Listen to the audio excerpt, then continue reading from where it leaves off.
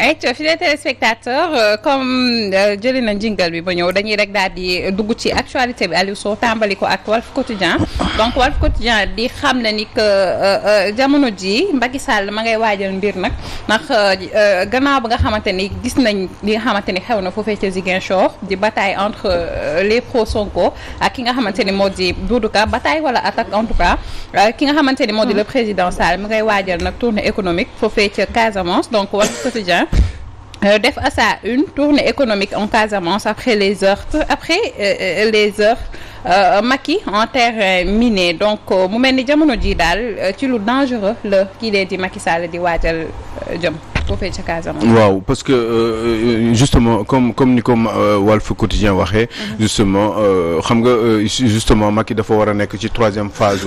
tournée économique am bi mu war a def donc dans les tout prochains jours.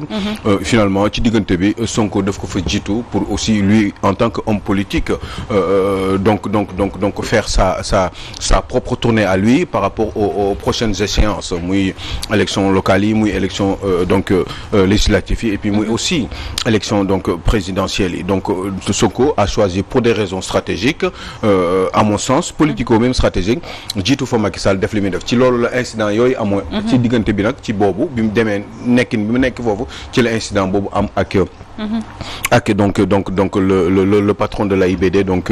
monsieur Doudou Ka donc finalement coow gi gis ngeen li fi jotoon a xew yëpp ak yi demee noonu c'est pour ça que justement Walf Quotidien génn tey fii en nous disant que ni en nous faisant savoir bravo Walf Quotidien que Macky Sall donc dafa nar a dem ci terrain miné parce que li tax ñu wax ko mooy bi problème bi amee ak waa kër Doudou Ka yi bi ko Ousmane Sonko amee comme problème ak waa kër Doudou Ka yi dañu gis ni nit ñu bare ñoom Mbamba dem ci ginnaaw donc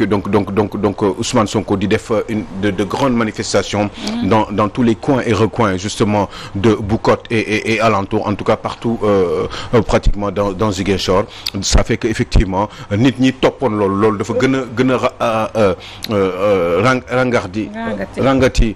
justement Casamance yi autour de Ousmane Sonko et justement question bi moom mooy question bi c'est une idée que loolu la Walf Quotidien génne mooy Macky Sall dafa dem ci terrain miné terrain boobu nan la si nar a def parce que c'était prévu quand même avec ce troisième déplacement dans la zone sud Macky Sall ci wàllum tournée économique loolu lu mu préparé woon la léegi est-ce que bu fa demee Macky Sall dina fa am li mu bëgg en termes de popularité est-ce que narul am problème surtout li ko gën a indi problème bi mooy li fi jote xew ba nga xam ne ñu bari contre nañu waa kër Doudou Ka yi nga xam ne ci Macky Sall la bokk est-ce que Macky Sall bu fa demee du nar a am problème par rapport à sa popularité parce que kii nga xam ne mooy Ousmane Sonko encore une fois jiitu na ko fa non seulement il est de cette zone là mais en plus li ko dal fan yii par rapport à l'attaque bi nga xam ne moom la partem ak ay nitam subir eh ben on se demande est-ce que Macky Sall demul ci terrain miné terrain boobu nag bu fa dina compliqué torop est-ce que waa këram yi APR entre autres Benno Bokk Yaakaar dinañu capable retourner la situation et faire revenir justement une majorité de Ziguinchorois de Casamance en général ci wetam est-ce que Macky Sall popularité bi nga xam ne moom lañ doon xalaat ni am na ko moom ak ñoom Doudou Ka et cetera ak ñëpp ñi nga xam ne ñi ngi dans la zone sud est-ce que Macky Sall dina ko am dina compliqué trop ci moom loolu la Walf Quotidien wax maintenant Aliou Sow est-ce que tey jii Macky Sall ak i ñooñoom posture bi ñu waroon a adopté moom lañ adopté ndax Vox Populi def na ci xëtam gu njëkk Macky et SIE apporte leur soutien à Doudou Ka nee nañ que jamono ji terreur ak violence rek la Yewwi Askan bi bëgg a andi ci période bi nga xamante ni moo di période post-électorale. waaw loolu waa Vox Populi wax Macky ak Macky apporte son soutien. Macky et compagnie apporte son soutien à Doudou Ka xam nga ba tey dégguñu ni Macky Sall officiellement apporté na son soutien. li ñoom ñoo ko wax ci yan source lañ ko jëlee est-ce que dañu dégg Macky Sall taxaw ci télévision wala wax ko dans un entretien ne man dama apporter sama soutien à Doudou Ka par rapport à tout ce qui se passe c'est à préciser loolu bu fekkee ni Macky Sall daf ko def ça serait grave parce que il s'agit quand même d'un chef de parti politique pratiquement le patron de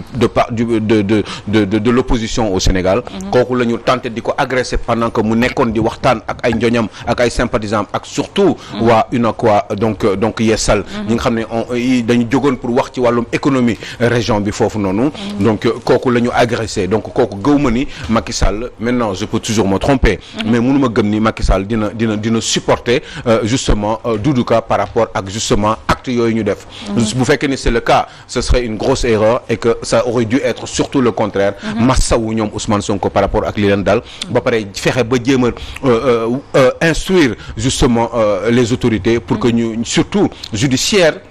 ak les forces de l'ordre ñu xool erreurs yi fan la nekk fan la manquement yi nekk pour que surtout que loolu mu bañ a amati j'avais même demandé à ce que le président Macky Sall fasse une intervention par rapport ak li nga xam ne moo fi xew officiellement pour wax moom lan moo ci position am officiellement parce que loolu dina tax justement lii nga xam ne ñu bind ko nii waa Vox Populi bind ko dina tax justement mu li day leer en fait dina dem ba parce que loo xam lan moo tax ñoom Vox Populi xam nga loolu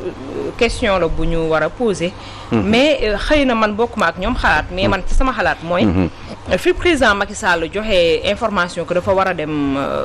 tournée économique ci Casamance xëy na moo dul moment bi ñu ko waxee nii bi mu ko décidé nii war fa dem parce que gisoon nañ tournée économique yi nga xam ne defoon na ko avant yamu def Fatick ak yeneen Linguère ak yeneen gis nañ ni mu meloon que meeting politique lañ doon organiser que moo gën a la ñu gën a mën a duut baaraam que tournée économique donc su fekkente ne problème dafa am comme nii moom mu jógaat ñu yaakaar ne moom mooy ki nga xam ne ni moom mooy bàyyi bi war a wax ne ñii nañ toog nangam ak sàng nga jógaat yow tamit yokk ca xarma karaw ne da ngay delluwaat foofee def tournée économique donc man boog xëy na jeu de mots ñoom la ñu def fii mais boo dee xool tam dafa am sa xel ci loo xam ne nii noonee foofee lay dem ndax moment bi xëy na la bi mu choisir moom moo baaxul pour dem def tournée économique xëy na nag tamit lu baax ko fa yóbbu pour wax ne Casamance yi nañu def li nañu def lee mais li ñuy xaar daal mooy mu dox jàmm ci diggante bi déjà parce que bu fekkente ne avant élection la ñu commencé ñoom di defante ni xëy na mën nañoo xaar leneen lu fa xew lu baax la wala est-ce que waru moment bi opportun na wala déet ñaari question yoo xam ne Thioro daf ko wax il faut que ñu xam lan la ci est-ce que lu baax la wala est-ce que du lu baax mais juste comprendre une chose c'est que affaire u état lu ñuy ay prévision la ak ay plan de travail la lii nee naa la troisième tournée économique bi nga xam ne Macky Sall moom la waroon def ci réew ma qui était prévu depuis le début pratiquement de son deuxième mandat donc je crois que ni est-ce que question bi ñu war a poser kay mooy est-ce que situation bi ñu toll nii war na mën a tax Macky Sall dem fa est-ce que lii nii war na mën a empêcher ki nga xam ne moom mooy président réew continuer di actionner sa politique muy économique muy politique moi je ne pense pas que ni parce que problème toujours day am ci réew et que c'est tout à fait normal qu'il aille dafa war a sax dem gën a calmer le jeu dajale ñëpp parce qu'un président il est là pour fédérer donc le fait que on puisse penser que ni loolu waru fa dem heure bi parce que c'est pas le moment je ne pense pas que ça soit une bonne idée président fépp la war a dem comme ndegam un opposant politique moo war a dem fu nekk ci territoire bi ba orefondé comme ni ma ko doon waxee barki dem waxatum la un président de la République boo xam ne dafa gérer ce qu'on appelle un état-nation Sénégal du nord au sud d'est en ouest dans tous ces kilomètres carrés qui tournent autour de 200 000 am na solo bu baax a baax Aliou Sow ñu dikk ci le mandat nag def na Macky Sall sous pression mais je pense que xaw nañu aborder point boobu donc mais dañuy rester ba tey ci le mandat ndax dafa def en appel élection Gambie yi nga xamante ne ñu ngi koy waajal donc def élection présidentielle en Gambie Ousseini Darboe secoue le trône donc mu mel ni jamono ji foofu it ca Gambie landerneau politique bi yëngu na bu baax a baax. xam nga ku ne Casamance wax Gambie c'est pour ça qu'on a voulu faire le rapport entre les deux kii bu bari bi nekk foofu nu mu tudd garab yi ñuy dagg di ko jël Gambie bariwul garab waaye société yi indien ak yu mag yi jaay ay garab yëpp jaay ay bant yëpp di récupérer bant yi di ko yóbbu seen réew yi di ci def ay meubles Gambie la ñuy nekk di dem biir Casamance di fa jël garab yi di ko dagg foofu di yàq suñu forêt di ko indi Gambie donc c'est une Gambie dafa doon un pays boo xam ne c'est une enclave boo xam ne ci biir Sénégal la nekk boo xam ne mi ngi jóge ca colonisation ba et cetera donc biir Sénégal moo am benn dëkk bu tudd Gambie boo xam ne am na histoire ak Sénégal on a juste entendu à la Sénégambie avec Daouda Kairaba Diawara après Yaya Jammeh qui est venu parce que histoire dafa baax Salma ñu koy wax si réew mi gars yi di comprendre Daouda Kairaba Diawara quand il est arrivé bi Gambie amee indépendance am après il y a 26 ans Yaya Jammeh ku ñuy wax Yaya Jammeh moo ko daaneel nekk fa nag pendant autant d'années ba yàlla def ni fan yële passé il y a 4 ans 5 ans gis ngeen li fi jot a xew ay élection war a am Yaya Jammeh ne moo gagné et ben finalement ñu jàppoon benn nit boo xam ne il était extrêmement influent, c'était le principal opposant dans ce pays mi ngi tudd Ousseini Darbo foog naa Darbo mooy Dabo xam naa ak yooyu quoi benn la rek xam naa ci prononciation bi la donc ce monsieur là moment boobu élection yi di am Yaya Jammeh daf ko tëjoon kaso parce que xamoon na ni Ousseini Darbo bi moo ko war a remplacer par force yàlla def ni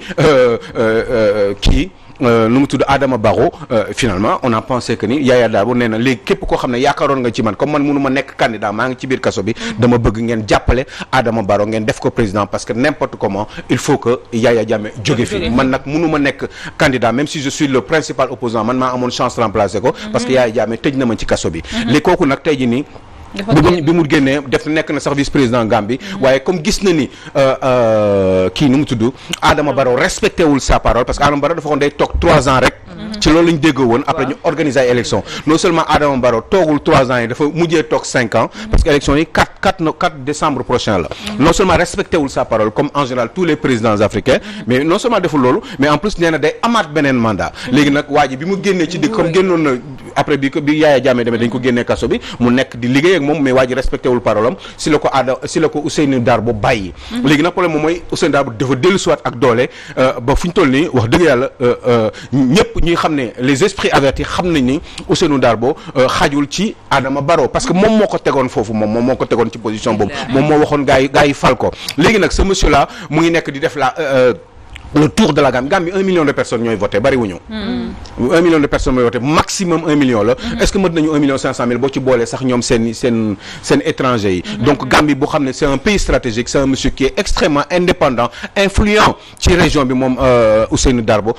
kooku nga xam ne déggoon na ak Sénégal bëgg na Sénégal c'est un monsieur quand même qui a des dafa am ay racines aussi ci Sénégal parce que ñëpp xam nañu Gambie ak Sénégal benn la donc ce monsieur là moo war a dem élection léegi jàkkaarloog Adama Barrow bi nga xam ne moom moo ko jàppale woon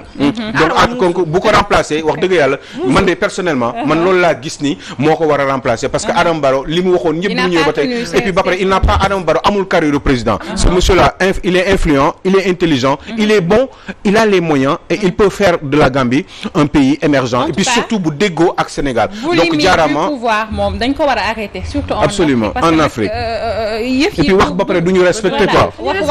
du ñu respecter waaye ko ci may doole yow kenn xamul kooku moo ko Adama mais moo ko teg fi mu toog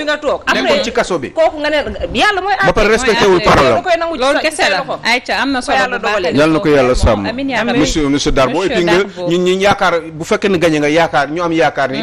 say Gambie seen yaakaar du tas waaw waaye gëm nañu yow nit ku baax nga yow monsieur Barrow ñu lay jaajëfal liggéey bi am na solo macha allah j'espère que j'ai bien travaillé oui comme toujours di jaajëfal la maman Henriette la sista Néné maman Khady Seck maman Gisèle Goudiaby tata Fatima Samoura ak suñu papa Ousmane Sow donc